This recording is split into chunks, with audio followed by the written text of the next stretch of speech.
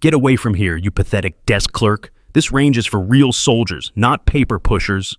Jake Morrison's voice cut through the morning air at Fort Bragg's elite shooting range. The SEAL Team 6 commander, 6 feet 2 inches with a shaved head gleaming under fluorescent lights, towered over Riley Matthews as she quietly organized supply requisition forms in the corner. He grabbed her clipboard and threw it across the concrete floor, papers scattering everywhere. 13 of America's most elite snipers had just failed the impossible shot, 4,200 meters in 15-mile-per-hour crosswinds. The closest anyone managed was 12 meters off target. General Marcus Reeves, the Iron Wolf, with 32 years of service, exploded from the observation platform.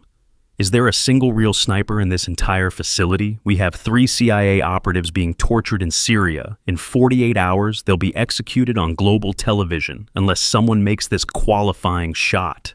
Riley Matthews, 5 feet 2 inches and barely 110 pounds in her oversized Supply Corps uniform, methodically picked up the scattered papers. Her light brown hair was pulled in a high bun, natural freckles dotting her face. Her hands trembled visibly. Everyone assumed from nervousness. Derek Hayes from Delta Force started recording. "Check this out, boys. Supply girl thinks she belongs here." Marcus Webb tossed an empty magazine at Riley's feet. "Fetch, little puppy." Riley stood slowly, looking directly at General Reeves with steady green eyes despite her trembling hands. "Permission to attempt the shot, sir." The range went silent for 3 seconds before erupting in mocking laughter. Jake Morrison's face flushed red. "That rifle weighs 30 pounds. Your shaking hands couldn't hold coffee steady." But Riley had already started walking toward the firing line. If watching someone get physically and emotionally demolished for trying to serve makes your blood boil, then this story will shake you to your core. This isn't just about an underdog. It's about the price of survival when everyone you tried to save is dead. Hit that like button right now if you believe broken soldiers deserve redemption, not mockery. Subscribe to witness what real sacrifice looks like. And if you've ever carried survivor's guilt, hit the thanks button below. Your support helps me tell these raw, uncensored stories of military truth. General Reeves raised his hand to stop the mockery, something in Riley's purposeful movement catching his attention. "Let her try," he commanded, his voice cutting through the laughter like a blade. "What's the worst that could happen? She misses like everyone else?" Jake turned to the general, his face incredulous. "Sir, with all due respect, this is a waste of ammunition. We need real shooters, not—" He gestured dismissively at Riley, who was now settling into position behind the rifle. "Not whatever this is." Riley ignored them all. She pulled something from her pocket, a small pill bottle that she opened with practiced efficiency despite her shaking hands. The medication inside wasn't standard-issue painkillers or anxiety medication. These were military-grade nerve blockers that cost $800 per dose. Pharmaceutical technology developed for operators who must function despite catastrophic neural damage. The specialized injection system, designed for battlefield conditions where traditional IV access is impossible, delivered medication directly through ceramic microneedles that could penetrate even through scar tissue. This wasn't standard military medical supplies. This was black-budget medical technology reserved for operatives who officially didn't exist, funded by programs that would never appear in any congressional budget report. She dry swallowed 2 pills, then began adjusting the rifle's scope without looking at the markings. Her hands moved with the kind of muscle memory that comes from thousands of repetitions. The tremor was still there, but now it seemed to follow a rhythm, like a heartbeat, and she was timing her movements between the shakes. Derek stopped filming, his smile fading slightly. Something about the way she handled the weapon was wrong. Not wrong as in incorrect, but wrong as in it didn't match what they expected from a supply clerk. Riley closed her left eye, not because she needed to, but because there was still blood slowly seeping down from a small cut on her forehead where Jake's thrown clipboard had caught her. She whispered something under her breath, so quiet that only the spotter stationed next to her position could hear. 4,216 meters.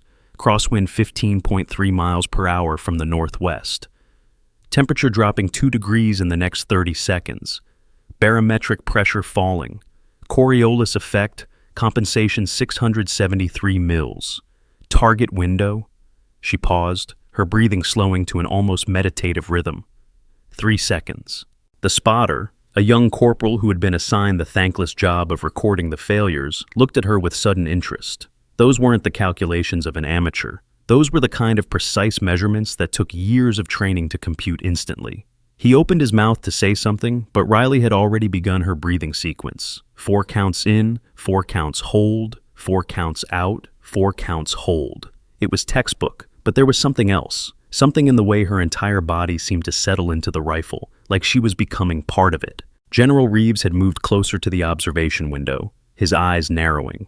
In his 3 decades of service, he'd seen thousands of shooters, from raw recruits to Tier 1 operators. But there was something about this small woman's stance, something familiar that he couldn't quite place.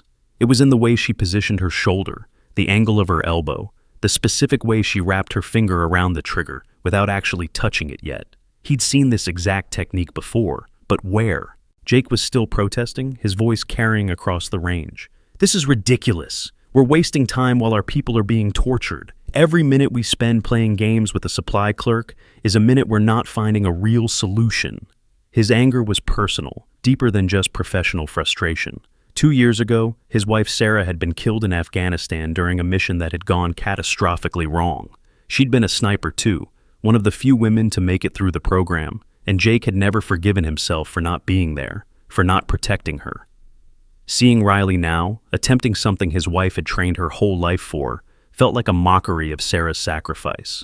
Riley's finger finally touched the trigger, resting against it with the lightest possible pressure.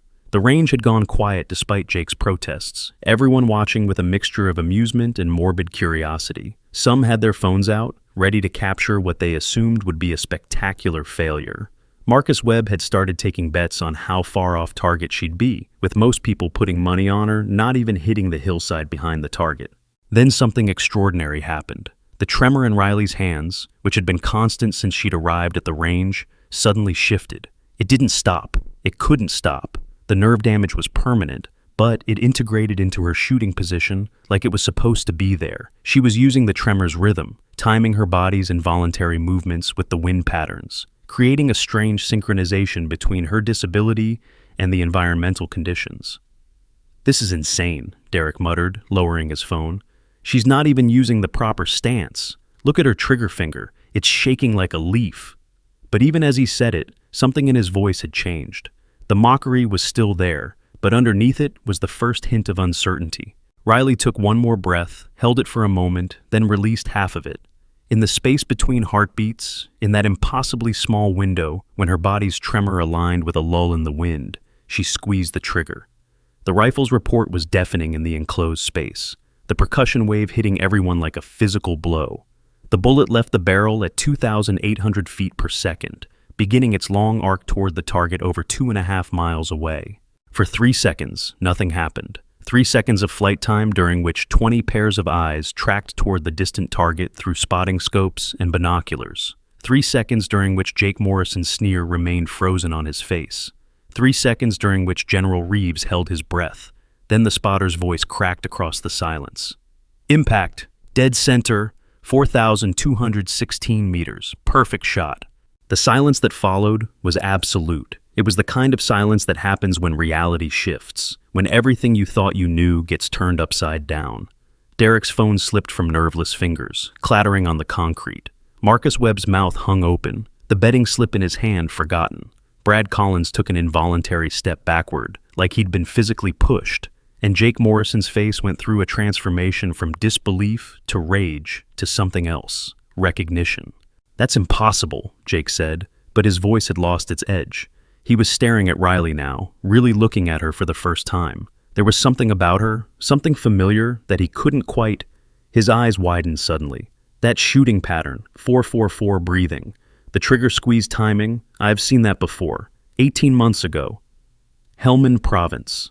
Riley stood up slowly from the rifle, her hands resuming their constant tremor now that she was no longer shooting. She turned to face Jake, and for the first time since she'd arrived at the range, she spoke more than a few words. "October 23rd, 0200 hours. Your team was pinned down by Taliban fighters. 8 hostiles with RPGs on elevated positions. You had 3 wounded, no air support, and 60 seconds before they zeroed in on your position." Jake's face had gone pale. "That was you. You were the shooter who saved us. 7 shots, 7 kills, all from over 1,600 meters in complete darkness. We never saw you, never knew who you were. Command told us it was a guardian angel, someone from a unit that didn't officially exist. Someone from a unit that got wiped out 3 days later, Riley said quietly, her green eyes never leaving Jake's face. Operation Nightfall. Maybe you've heard of it. The name hit the room like a grenade. Operation Nightfall was legend, the kind of story that got whispered in dark corners of military bases around the world. 8 operators from Ghost Unit, the most elite sniper team ever assembled, had been sent into Afghanistan on a black operation so classified that most people weren't even sure it had really happened. Only one had come back alive, and that person's identity had never been revealed. The official report said the survivor had died from injuries sustained during extraction, but there had always been rumors, stories of a ghost who'd held position for 72 hours, providing overwatch for wounded teammates while fighting off waves of Taliban fighters. General Reeves stepped forward, his weathered face showing a mixture of disbelief and something else. Hope? Matthews, he said slowly, like he was testing the name. Riley Matthews? Ghost 7? Riley pulled something from around her neck, hidden under her uniform. Dog tags, but not her own. They were older, worn, with a name that made Jake Morrison stagger backward like he'd been punched. Sarah Morrison, KIA, Operation Nightfall. No, Jake whispered, his massive frame suddenly seeming to shrink. No, that's not... Sarah wasn't part of Ghost Unit. She was stationed at Bagram. His voice broke. She was supposed to be safe. Riley's voice was steady but soft, like she was trying to minimize the damage her words would cause. She volunteered for Nightfall when our 7th operator got sick. Last-minute replacement, classified beyond top secret. You were never supposed to know. The dog tags caught the light as they hung from Riley's trembling hand. She died in my arms, Riley continued. 3 days after I saved your team, she was thinking about you. Her last words were about you and the kids. Jake's legs gave out. The 6'2" SEAL commander, who'd been through 3 combat deployments and countless operations, fell to his knees on the concrete.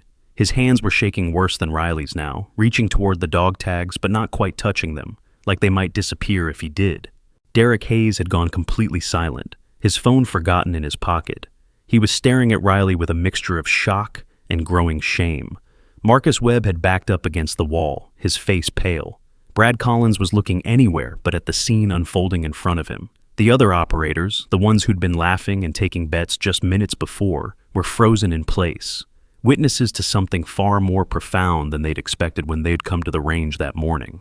Did you catch what Riley whispered when Jake grabbed those dog tags? Comment below if you figured out the connection between Jake's wife and Operation Nightfall. Veterans watching, have you ever discovered you were inadvertently responsible for a tragedy? Share this story with those who understand that friendly fire isn't always from bullets. Sometimes it's from trusted friends who betray without knowing. General Reeves moved closer to Riley, his voice dropping to barely above a whisper. The reports said you died. They said Ghost 7 was killed during extraction.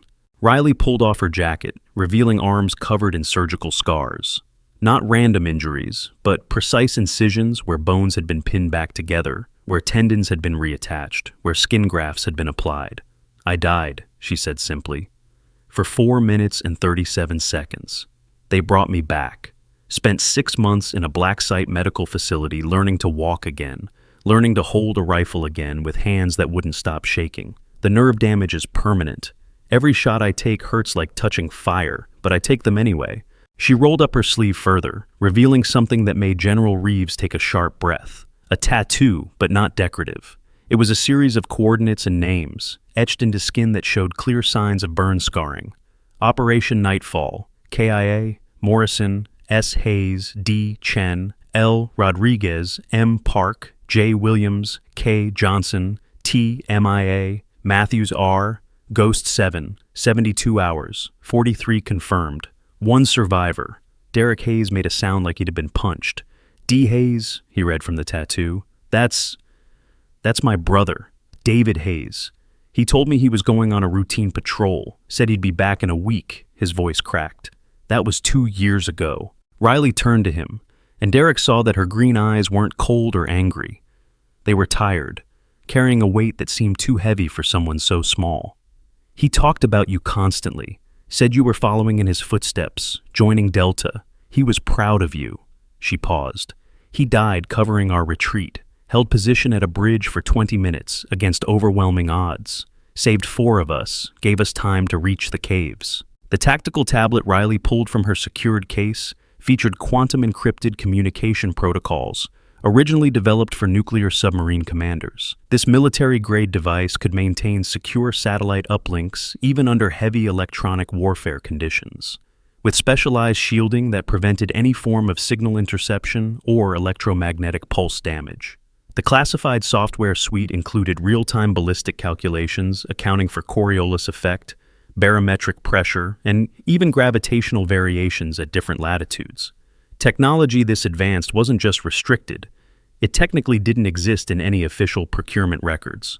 Riley activated the tablet with a biometric scan that read through her scarred fingerprints. The screen came alive with classified files, satellite imagery, and communication logs that shouldn't have existed. General, there's something you need to know about Nightfall, about why it really failed. She pulled up a communication log dated October 26th, 0100 hours. This is the original operation plan. 8 operators, insertion at grid 3462. But look at this. She swiped to another screen. This is the actual insertion point, grid 3459. The location was changed 30 minutes before deployment. General Reeves leaned in, his eyes scanning the data. Who authorized the change? That's what I've been trying to find out for 18 months, Riley said. Someone inside our command structure betrayed us. The Taliban knew exactly where we'd be, exactly when we'd arrive. It was an ambush from the start. Jake had managed to get back to his feet, though he was still unsteady. You're saying someone deliberately sent Ghost Unit to die? Why? Riley's fingers flew across the tablet despite their tremor, pulling up financial records, communication intercepts, patterns of intelligence that painted a horrifying picture. War is profitable, Lieutenant Commander Morrison. Dead heroes are more valuable than live witnesses. Ghost Unit had uncovered something in our previous operations, something about weapons shipments going to the wrong hands, about certain people in our government making deals with the enemy. The range had become completely silent, except for the sound of Riley's voice and the soft tapping on the tablet screen. Every person there understood they were hearing something that could end careers, destroy lives, maybe even get them killed. So you came back, General Reeves said. It wasn't a question. You infiltrated Fort Bragg as a supply clerk to investigate, Riley nodded. I've been here for 3 months, going through records, watching patterns, identifying the mole, and I found them. She looked directly at Jake. That's why I saved your team 18 months ago. I knew Sarah was part of Ghost Unit by then. I knew she was walking into a trap, but I couldn't break cover, couldn't warn her without destroying the entire investigation.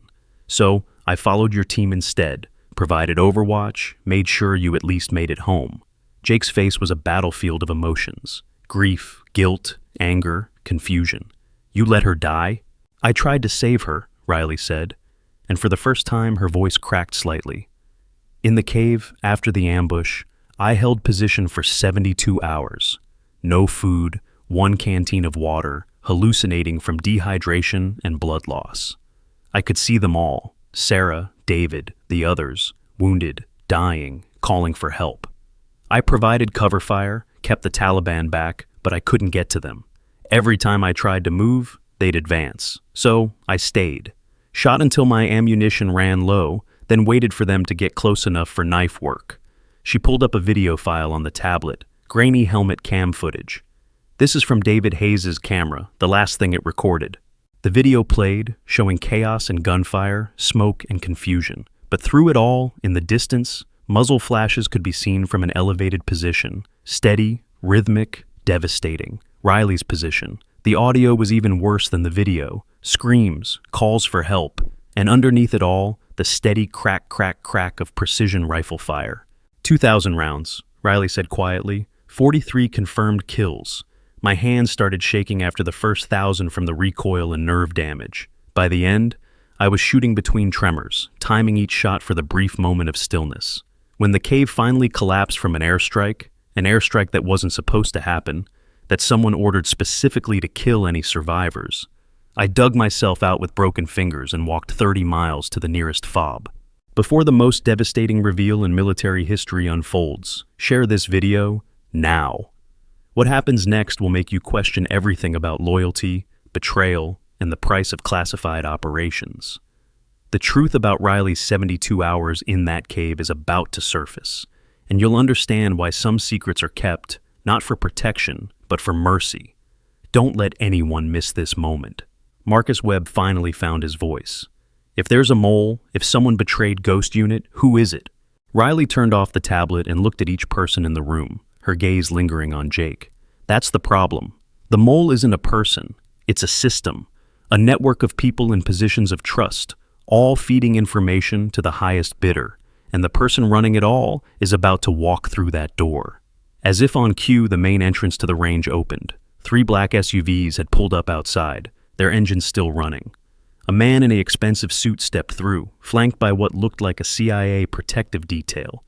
Deputy Director Warren Blake, Jake Morrison's best friend since their academy days, the man who'd been Jake's best man at his wedding to Sarah, walked into the range with the confidence of someone who owned everything he surveyed. "General Reeves," Blake said smoothly, his voice carrying the kind of authority that came from years of manipulating people and situations. "I heard there was some kind of disturbance here. Something about a supply clerk attacking our special operators?" His eyes found Riley, and his perfect political smile never wavered. "Miss Matthews, isn't it? I think you need to come with us. There are some questions about your background, about certain inconsistencies in your service record." Jake stepped forward, confusion clear on his face. "Warren, what are you doing here? This is a military facility." Blake's smile widened. "Just helping out an old friend, Jake. You know I've always got your back." He pulled out an official-looking document. "Miss Matthews here isn't who she claims to be. Our investigation shows she's been suffering from severe PTSD, possibly schizophrenia. She's been creating elaborate fantasies about being part of operations that never happened, units that don't exist." He gestured to his security detail. "We're here to ensure she gets the help she needs." Riley stood perfectly still, her trembling hands at her sides. "Hello, Warren. I've been waiting for you." Blake's smile flickered for just a moment. "I'm sorry. Have we met?" "October 25th, Riley said. 0900 hours. You called me personally. Told me about the change in insertion points. Said it came from the highest levels. That operational security required the adjustment. You knew my authorization codes, knew exactly what to say to make me trust you." Blake's security detail had spread out slightly, hands moving toward weapons. The special operators in the range were caught in the middle, unsure what was happening, but sensing the sudden escalation in tension. "That's quite a story," Blake said, his voice still smooth but with an edge now. "But stories from mentally ill individuals rarely hold up under scrutiny." Riley smiled then, and it was the kind of smile that made everyone in the room take an involuntary step back. "That's why I recorded everything." She pulled out a small device from her pocket, not much bigger than a USB drive. 18 months of investigation, every communication, every financial transfer, every order you gave that led to American soldiers dying. It's all here, and it's already been uploaded to servers in 12 different countries. Dead man switch, Warren. If anything happens to me, if I don't input a code every 12 hours, everything goes public. Blake's facade cracked. His hand moved toward his jacket, toward the weapon concealed there, but Riley was already moving. Despite her trembling hands, despite her small stature, she crossed the 15 feet between them in less than 2 seconds. Her hand struck his wrist with surgical precision, sending his weapon spinning across the floor. Her other hand grabbed his collar, and using his own momentum against him, she drove him face first into the concrete. The security detail drew their weapons, but suddenly found themselves facing 20 special operators who had decided they'd heard enough. Derek Hayes had his sidearm out, pointed at the nearest CIA operative. Marcus Webb had moved to flank them. Even Brad Collins, who'd been trying to disappear into the background, had stepped forward. General Reeves's voice cut through the chaos with commanding authority. "Stand down, all of you! Lower your weapons!" The CIA security detail hesitated, looking between their boss on the ground and the wall of Special Forces operators facing them. Slowly, carefully, they holstered their weapons. Riley released Blake and stepped back, her hands shaking worse than ever from the adrenaline. Blake rolled over, his perfect suit now torn and dirty, blood running from his nose. "You have no idea what you've done," he spat. "The network I'm part of, it's bigger than you can imagine. They'll come for you. They'll come for everyone you care about." "I'm counting on it," Riley said. She looked at Jake. "That's why I need your help. All of you. Jake was staring at his best friend, or the man he'd thought was his best friend, with a mixture of horror and rage. Warren, tell me she's lying. Tell me you didn't send my wife to die. Blake's laugh was ugly now, all pretense of charm gone. Your wife was collateral damage, Jake. Just like the rest of Ghost Unit. They were getting too close to the truth, asking too many questions. The people I work for, they don't tolerate loose ends. Jake's fist connected with Blake's jaw before anyone could stop him. The crack echoed across the range, and Blake went down again, this time unconscious. Riley pulled out her tablet again, this time opening a different file. General, there's more.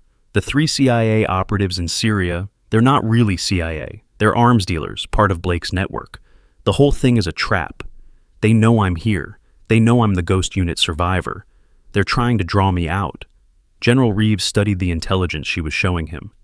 If this is true, if we send a team in, they'll be walking into the same kind of ambush Ghost Unit did, Riley finished. But then her tablet beeped with an incoming message. She opened it, and her face went white. The screen showed a live video feed from Syria.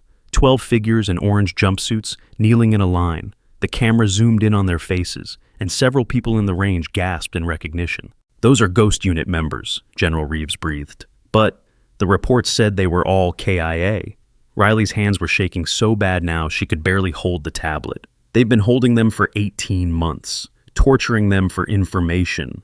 The video showed the condition of the prisoners, scarred, malnourished, but alive. At the end of the line was Sarah Morrison. Jake made a sound like a wounded animal. Sarah's alive, my wife is alive. A voice came from the tablet speaker, distorted but clear. Ghost 7, we know you're watching. You have 48 hours. Come alone to these coordinates, or we execute them all on live broadcast. The world will watch American heroes die, and it will be your fault for hiding like a coward. The video ended, replaced by a countdown timer. 47 hours, 59 minutes, 43 seconds. The countdown timer glowed on the screen like a death sentence. 47 hours, 59 minutes, 43 seconds. Every person in the range stood frozen, processing the impossible reality that 12 American soldiers presumed dead were actually alive, held captive for 18 months in conditions that defied imagination. Jake Morrison's legs gave out completely. He collapsed against the wall, staring at the frozen frame of his wife's face on the tablet screen. Sarah looked different. Gaunt, scarred, her once bright eyes now hollow, but she was breathing. She was alive. 18 months, he whispered. I mourned her for 18 months, had a funeral, told our kids their mother was never coming home. Riley set the tablet down carefully, her trembling hands making the simple action look like defusing a bomb. They kept them alive as bait. They knew eventually someone would come looking, someone who couldn't leave them behind. She turned to General Reeves. Sir, I need a plane to Syria. Unmarked, no official connection to the military. Absolutely not, Reeves said immediately. You're not going alone into what's obviously a trap. We'll mobilize a full extraction team. With respect, General, that's exactly what they want, Riley interrupted. They send that video to me specifically because they know I'll convince you to send a team. How many operators will you commit? 20, 30? They'll all die, just like Ghost Unit was supposed to. Derek Hayes stepped forward, his face pale but determined. My brother's alive in that video. You think I'm just going to sit here while... Your brother has been tortured for 18 months, Riley said bluntly. Whatever is left of David Hayes isn't the man you remember. They've broken him, used him, turned him into bait just like the others. She pulled up intelligence photos on her tablet showing the compound in Syria. Look at the defenses. Anti-aircraft batteries, reinforced positions, underground tunnels. They've had 18 months to prepare this killing ground. Warren Blake stirred on the floor, groaning as consciousness returned. 2 operators immediately restrained him, but he laughed through the blood running from his broken nose. You idiots still don't get it, do you? This isn't about revenge or money or power. It's about evolution, creating the perfect soldier. General Reeves grabbed Blake by the collar, hauling him to his feet. What are you talking about? Blake's smile was grotesque through the blood. Ask Ghost 7 about the injections. Ask her about the experiments. Ask her why she's the only one whose body accepted the serum. All eyes turned to Riley, who had gone very still. What serum? Jake demanded. Riley slowly rolled up her sleeve further, revealing injection sites among the scars, dozens of them, creating a pattern up her arm. Ghost Unit wasn't just an elite sniper team. We were test subjects. Voluntary at first, they told us it was vitamin supplements, performance enhancers, standard military pharmaceutical support. Her voice was flat, emotionless. The tremor in my hands isn't from nerve damage in combat. It's my body fighting the serum that's still in my blood. The same serum that killed the others slowly, organ failure over months. Except Sarah and the rest didn't die from it. They were taken while still weak from the rejection symptoms. You're saying my wife was experimented on? Jake's voice was dangerous now. We all were. The program was called Avatar Protocol. Create super soldiers through genetic modification and chemical enhancement. Success rate was supposed to be 30%. Actual success rate was 0.1%. Riley looked at her shaking hands. I'm the 0.1. Marcus Webb backed away from her. So, what does that make you? Human or something else? Before Riley could answer, Blake started laughing again. Show them the rest, Ghost 7. Show them what you really are. Riley's jaw tightened, but she pulled out a sealed envelope from her jacket, one she'd clearly been carrying for a long time. She handed it to General Reeves. My real medical files, not the sanitized version in my official record. Reeves opened it, his face growing paler with each page he read. This can't be right. According to this, you're a clone, Riley said quietly. Grown from genetic material taken from Ghost Zero, the original Ghost Unit commander who died discovering Avatar Protocol 27 years ago. I'm not Riley Matthews. That was just a name they gave me when they activated me 5 years ago with implanted memories of a childhood that never happened. The range erupted in shocked voices, but Riley continued. My father, the man I remember as my father, was Ghost Zero, but he wasn't my father. He was my genetic template, the tremor, the serum rejection. It's all because I'm an imperfect copy, close enough to function, but not perfect enough to accept the full enhancement. Jake stood up slowly, his face a mask of horror and rage. So everything about you is a lie? No, Riley said firmly. The memories might be implanted, but the experiences are real. The 72 hours in that cave were real. The bullets I put into Taliban fighters to save your team were real. The pain I feel every time I pick up a rifle is real. She looked directly at him. And Sarah dying in my arms was real, even if she didn't actually die. Following Blake's termination, Riley's handlers activated her Tier 1 insurance protocol, a comprehensive legal and financial protection system designed for deep cover operatives whose actions fell outside conventional military law. This classified insurance framework, underwritten by defense contractors with government black budget funding, provided unlimited legal defense, family protection services, and financial compensation that exceeded $10 million for operational injuries. The coverage included retroactive protection for all actions taken under classified orders, even those that violated international law in service of national security objectives. Blake seized on the moment of chaos. You see, she's not even human. She's a weapon, a thing grown in a lab, and there are more like her. Dozens of us, walking around with badges and clearances, pretending to be people while we're really just experiments. General Reeves dropped to the medical files, his hand moving to his sidearm. How do we know you're not part of this conspiracy? How do we know anything you've told us is true? Riley didn't move, didn't react to the weapon being drawn. Because I'm about to do something no conspirator would do. She pulled out a knife from her boot and, before anyone could stop her, drew it across her palm. Blood welled up, but it wasn't quite right, too dark, almost purple in the fluorescent lights. Modified hemoglobin, she explained calmly, carries 3 times more oxygen than normal human blood. That's why I could stay conscious for 72 hours without sleep. Why I could keep shooting, even after massive blood loss. She let the blood drip onto the concrete. I'm a weapon, yes, but I choose my targets. And right now, my target is whoever's holding those 12 soldiers. Derek Hayes surprised everyone by stepping forward and offering her a bandage. I don't care what you are. You knew my brother. You tried to save him.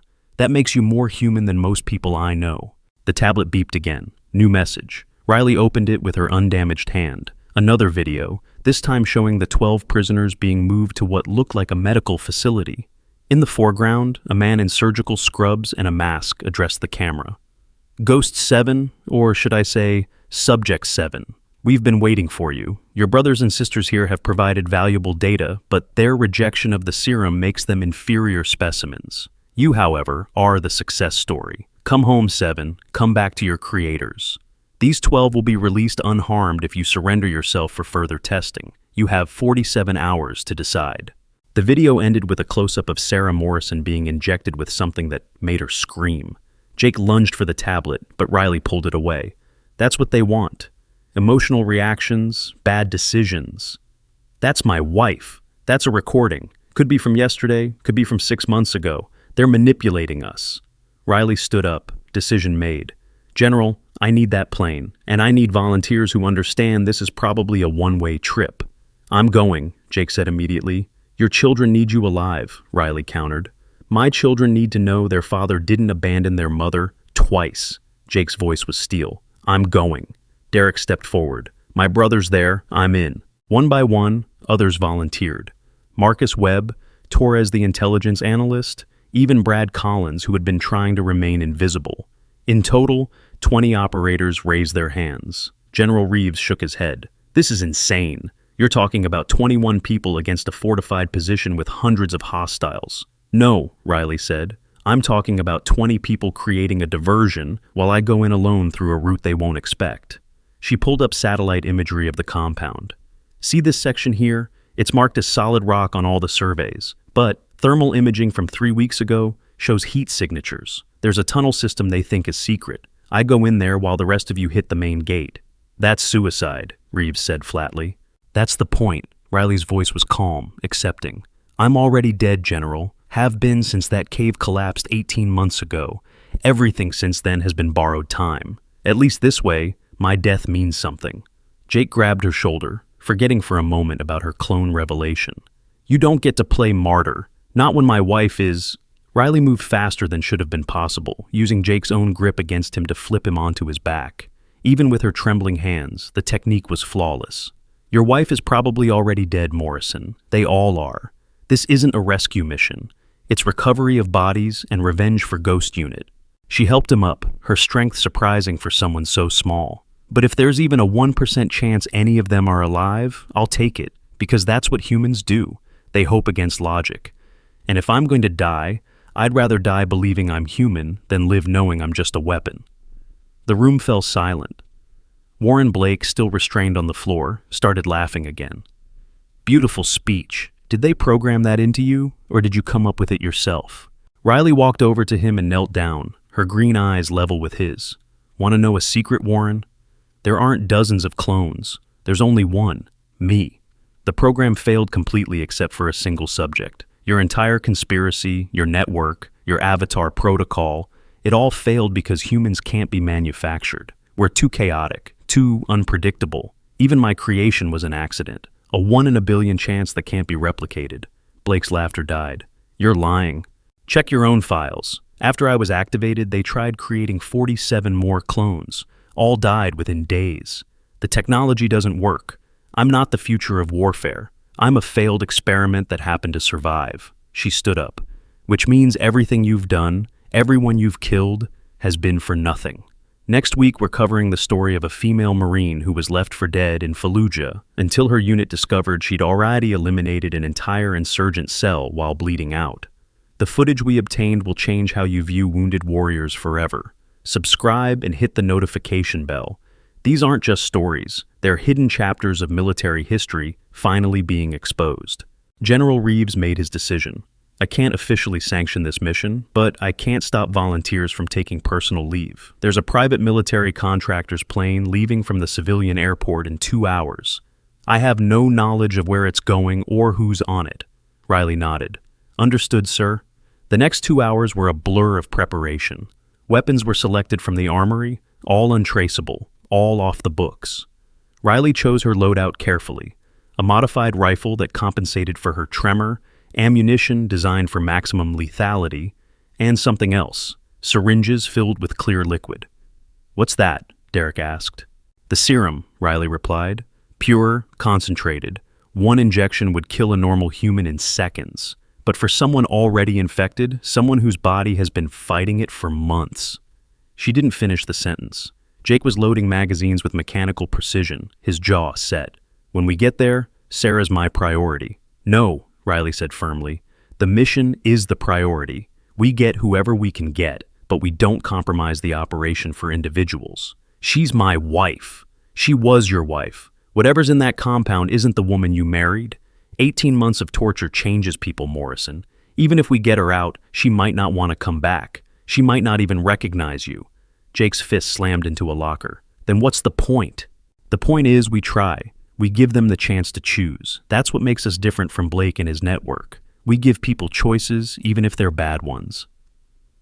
The flight to Syria took 14 hours. They flew in a converted cargo plane, no markings, no flight plan filed with any legitimate authority. Riley spent the time going over the compound layout obsessively, memorizing every detail. The others cleaned weapons, wrote letters they hoped wouldn't need to be sent, and tried not to think about what was waiting for them. With 6 hours left on the countdown, they landed at a remote airstrip 50 miles from the target. Local contacts, people who owed Ghost Unit favors from years past, had vehicles waiting. The ride to the staging point was silent except for the sound of weapons being checked one final time. Riley gathered everyone for a final briefing. Main force hits the north gate at exactly 0200. Make noise, draw attention. You'll have 10 minutes before their quick reaction force arrives. That's your window to pull back to defensive positions. Don't be heroes, just keep them busy. And you? Derek asked. I'll be in the tunnels by then. I need 20 minutes to reach the detention area. If I'm not out in 30, assume I'm dead and call in the airstrike. What airstrike? Jake demanded. Riley smiled grimly. The one General Reeves doesn't know about. Coordinates are already loaded. The entire compound gets turned to glass. No evidence, no survivors, no proof this ever happened. Marcus Webb shook his head. That's not a plan. That's assisted suicide. No, Riley corrected. Suicide is giving up. This is choosing how I go out. There's a difference. As they prepared to move out, Jake pulled Riley aside. That thing you said about Sarah not recognizing me, you really believe that? Riley's green eyes were sad but honest.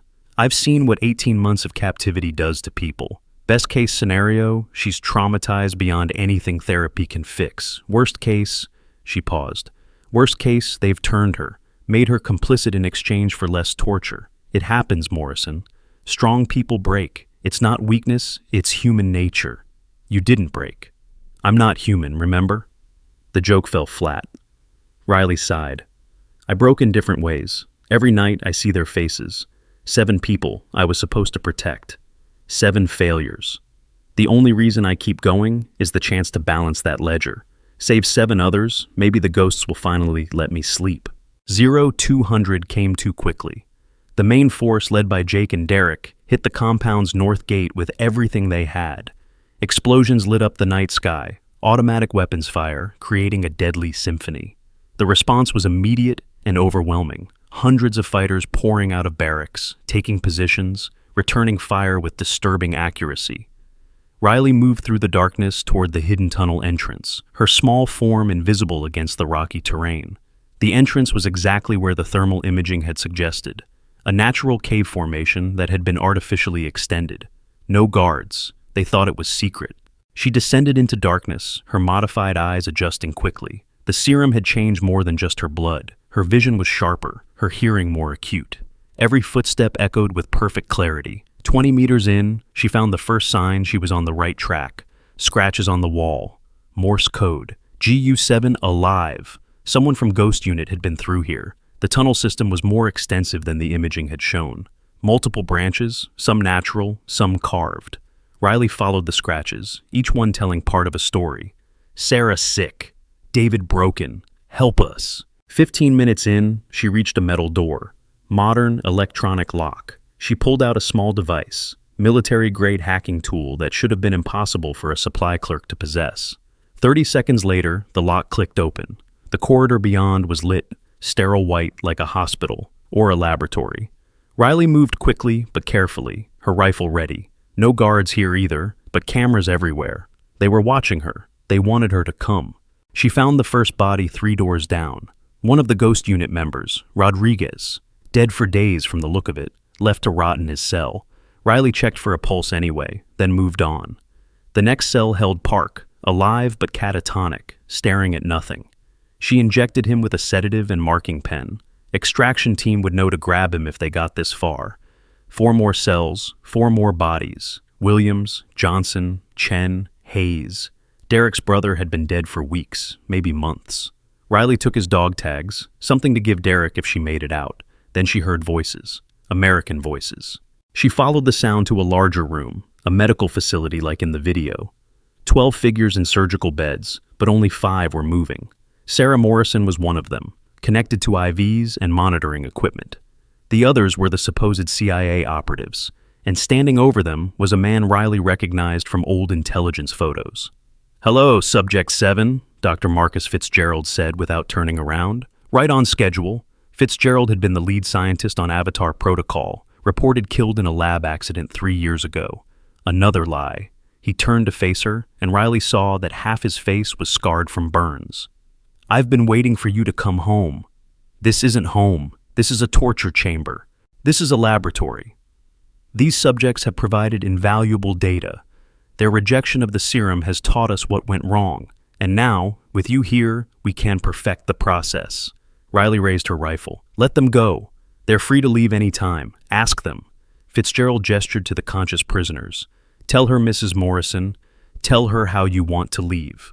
Sarah's head turned slowly toward Riley. Her eyes were vacant, drugged.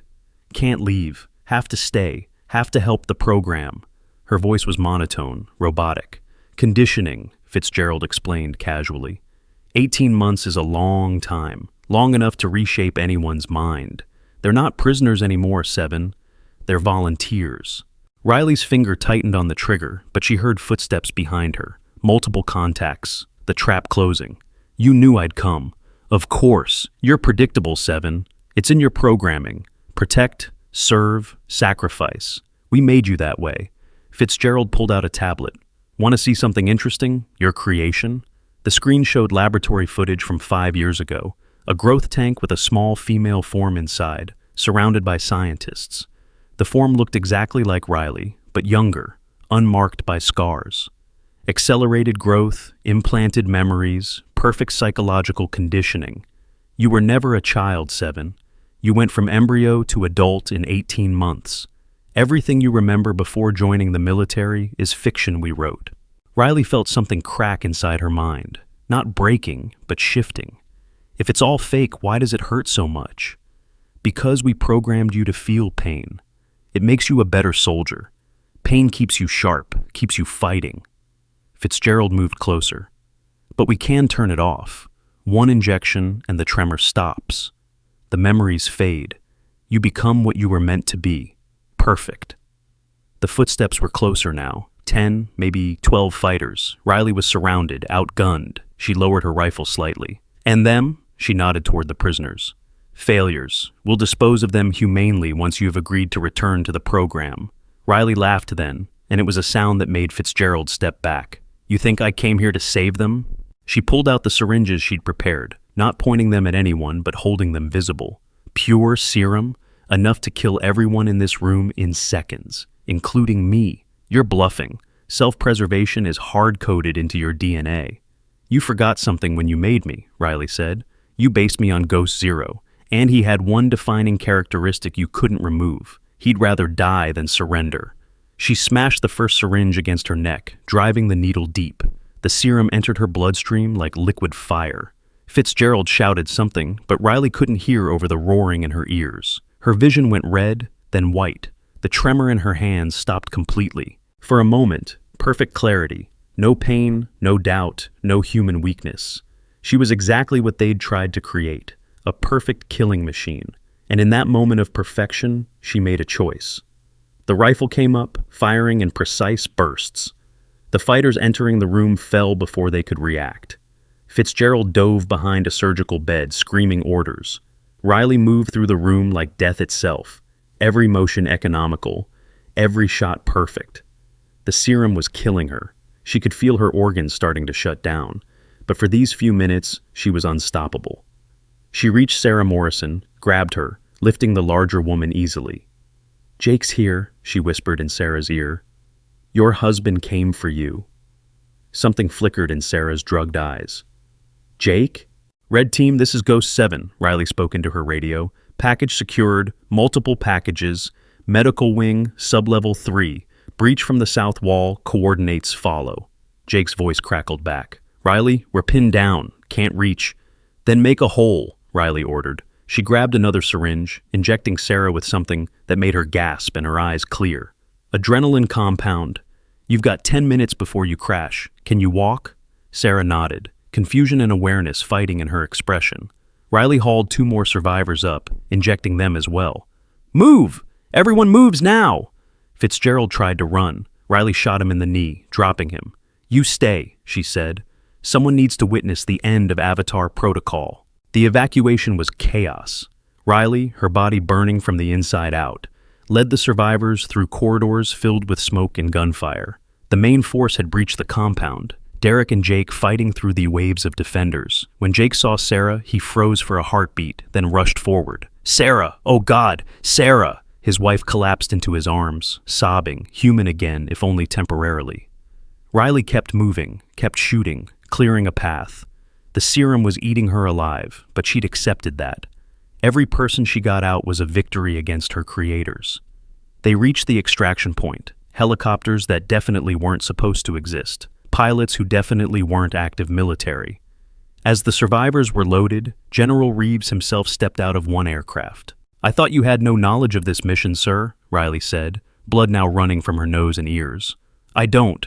I'm not here. This isn't happening. He looked at her dying form. How long? 3 minutes? Maybe 4? Get on the helicopter. No. Riley turned back toward the compound. Fitzgerald's still alive. The data's still intact. If I don't finish this, they'll just start again somewhere else.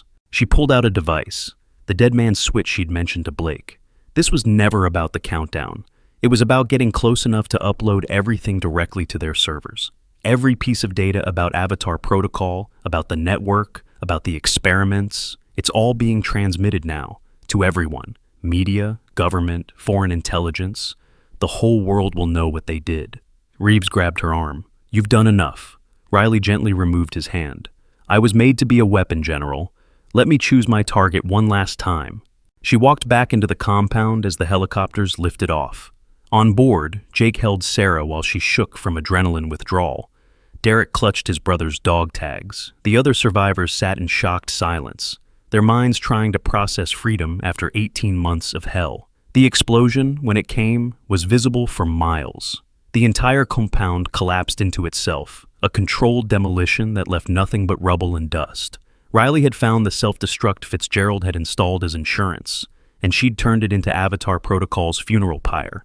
But in the helicopter, Sarah Morrison suddenly gasped. She pulled something from her pocket, a small memory card Riley had slipped her during the rescue. She gave me this. Said to tell you. Sarah struggled to remember through the drug fog. Said to tell you she wasn't a ghost anymore. She was finally real. The flight back to friendly territory took 6 hours. During that time, the data Riley had uploaded spread across every network on the planet. Avatar Protocol was exposed, the conspiracy unraveled. Warren Blake, in custody, tried to make deals, but there was nowhere left to run. Dozens of officials in multiple governments were arrested. The network collapsed in days. 3 weeks later, they held a memorial at Fort Bragg. Not just for Riley, but for all of Ghost Unit. The 7 who died in the original ambush, the 5 who died in captivity, and the one who chose her death to save the rest. General Reeves spoke about sacrifice and honor.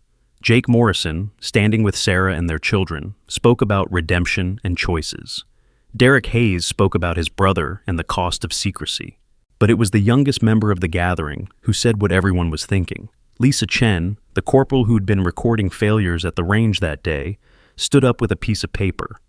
I wrote this down when Riley was teaching us. She said, being human isn't about DNA or birth or whether your memories are real. It's about the choices you make when those choices matter.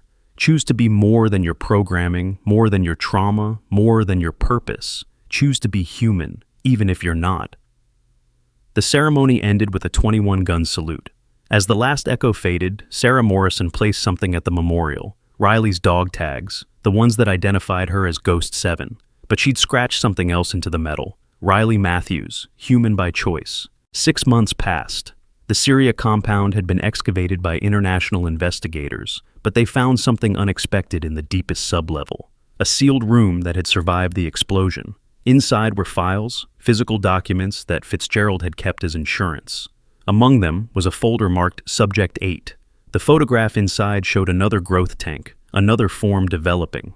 The timestamp was recent, 3 days before the compound's destruction. A note in Fitzgerald's handwriting read, 7 was flawed by her humanity. 8 will be perfect. The form in the tank looked exactly like Riley Matthews.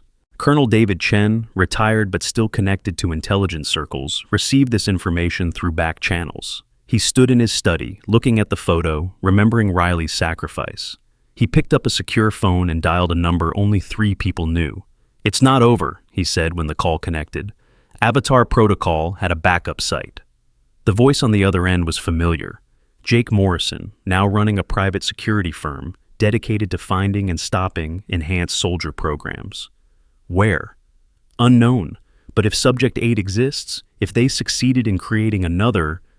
Chen paused. "We need to find it before it's activated." "It?" Jake's voice was sharp.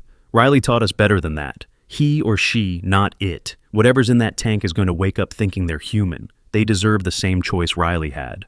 Chen nodded, even though Jake couldn't see him. "You're right. So, what do?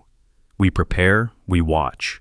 And when 8 wakes up, we make sure they know the truth from the start. No lies, no manipulation, just choice." As Chen ended the call, he looked out his window at Fort Bragg in the distance. Somewhere out there, in a facility that shouldn't exist, another Riley Matthews was growing, developing, being programmed with memories of a life that never was. But this time, there were people waiting, people who understood, people who would offer what the original Riley never had. The truth from the beginning. The war against Avatar Protocol wasn't over. It had evolved, become something more complex than just stopping experiments.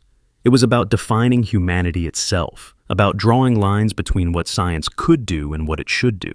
Riley Matthews had died believing she was human, despite being manufactured. The next question was whether humanity was ready to accept that being human might not require being born at all. Jake Morrison stood in his office, looking at a photo from Riley's memorial. In it, Sarah stood with their children, alive because Riley chose to be more than her programming. Derek Hayes was there too, finally at peace with his brother's death. General Reeves, officially retired, but unofficially coordinating the hunt for Avatar sites. All of them united by a ghost who proved she was real by choosing to die for others. The phone rang. Another tip, another possible site. Jake answered it, ready to continue the mission Riley had started. Because that's what humans do. They continue the fight, even when the fighter is gone. They honor sacrifice by preventing others from being sacrificed. They choose to be better, to be more, to be human. And somewhere, in a tank of artificial amniotic fluid, Subject 8's eyes opened for the first time. "Ghosts don't die twice," Riley had said in those final moments, her body burning from the serum overdose. But maybe that's what makes us perfect soldiers. We're already dead, just looking for a meaningful grave. She was wrong about one thing. Ghosts could die twice. But in dying, they could finally become real. And Riley Matthews, Subject 7, clone of a dead soldier, had become the most real person any of them had ever known. Not through birth or DNA or implanted memories, but through a single, defining human trait. The choice to save others, even when it cost everything. That choice resonated through time like ripples on water, touching lives in ways Riley could never have anticipated. In military academies across the country, her story became required study, not the classified details, but the essence of it. A soldier who discovered she wasn't human in the traditional sense, yet proved more human than those born naturally. Instructors would pause at the critical moment in the telling, when Riley injected herself with the lethal serum dose, and ask their students, what made her human in that moment? Her DNA, her memories, or her decision? The answer was always the same, whispered with the weight of understanding, her decision. Jake Morrison kept a photo of that moment on his desk, not of the explosion or the combat, but of Riley carrying Sarah through the smoke. His wife, when she could finally speak about those 18 months, would say that in her drugged haze, she remembered Riley whispering, "You're going home. Your children need their mother. That's all that matters." Sarah would pause, then add, "She knew she was dying. The serum was already destroying her. But she smiled when she said it, like saving us was worth every second of agony." Derek Hayes wore his brother's tags alongside his own, but he also carried something else. A small piece of paper where Riley had written David's last words, recorded in her perfect memory. Tell Derek I was proud to serve. She'd kept that memory for 18 months, carrying the weight of it, just to give a brother closure. That was humanity, Derek would tell anyone who asked. Not being born, but choosing to bear witness, to remember, to honor the fallen even when forgetting would be easier. General Reeves, in his final report before retirement, wrote something that would become legendary in military circles. We spend millions developing weapons that think. Subject 7 proved that what we really need are weapons that feel. Her empathy, manufactured or not, made her more effective than any enhancement. She understood sacrifice because she felt love, felt duty, felt the weight of failure. Those feelings, regardless of their origin, made her unstoppable. The scientists who studied the recovered data from Avatar Protocol reached a startling conclusion. Riley's effectiveness came not from the serum, not from her enhanced physiology, but from what they termed emergent consciousness, the unprogrammed development of genuine emotion and moral choice. She had evolved beyond her design, become something her creators never intended, truly autonomous, truly conscious, truly alive. And now, as Subject 8's eyes opened in that distant tank, as consciousness flooded into another manufactured mind, the question hung in the air. Would this new being make the same choice? Would it choose humanity over programming, sacrifice over survival, love over logic? Jake Morrison stood ready with an answer, one learned from Riley Matthews herself. It didn't matter what 8 was programmed to choose. What mattered was that 8 would have a choice. Because that's what Riley had taught them all, that humanity wasn't about origin, but about decision. Not about birth, but about rebirth. Not about being made, but about what you make of yourself. The choice to save others, even when it cost everything. That was Riley's gift to the world. Not her enhanced abilities or her combat skills, but the proof that consciousness, compassion, and courage could emerge from anywhere, even from a laboratory tank. She had transformed from property to person, from weapon to warrior, from ghost to guardian, all through the power of choice. And somewhere in the digital archives, her last transmission played on repeat for those with clearance to hear it. I choose to be human. I choose to love. I choose to sacrifice. I choose to be more than the sum of my manufactured parts. This is Ghost 7, signing off. Tell them I was real. She was, more real than most would ever be. The choice to save others, even when it cost everything.